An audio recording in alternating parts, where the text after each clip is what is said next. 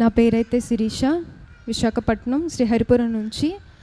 మరి మా అమ్మగారు టీవీ కార్యక్రమంలో ఇస్సాక పాస్టర్ గారిని చూసి ఇక్కడికి రావడం జరిగింది. నాకు పెళ్ళై 3 సంవత్సరాలు అవుతుంది. ఇది 4వ సంవత్సరం. గర్భఫలం లేదు. నన్ను నా భర్తని ఇక్కడ తీసుకొని రావడం జరిగింది. 5 నెలలు వచ్చాను. 7 నెలలకు ప్రతి ఒక్కరికి గర్భఫలం అందుతుంది తండ్రి. ఎందుకు నాకు, నేను 5 నెలలు వచ్చాను కదా, నాలో ఇంకా ఏమైనా లోపం ఉందా ఏంటి, నేను ఇంకా ఏమైనా సరి చూసుకోవాలా ఏంటి తండ్రి అని ఎన్నోసార్లు అడిగాను. ఇస్సాకు పాస్టర్ గారు ఈ సంవత్సరం పూర్తవుతుంది, ఈ సంవత్సరంలో పొందవలసిన ప్రతి గర్భఫలాలు, ప్రతి కార్యాలు, ఈ సంవత్సరం జరగాల్సిన కార్యాలన్నీ ముగింపు అవుతున్నాయి, కొత్త సంవత్సరంలో కొత్త కార్యాలు జరగబోతున్నాయని డిసెంబర్లో చెప్పారు పాస్టర్ గారు. అది నేను ఎంతగానో వేచి ఉన్నాను అని అడిగి ఉండిపోయాను.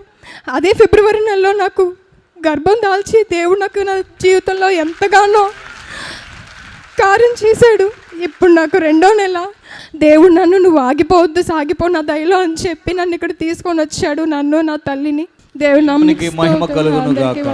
ఆమేన్.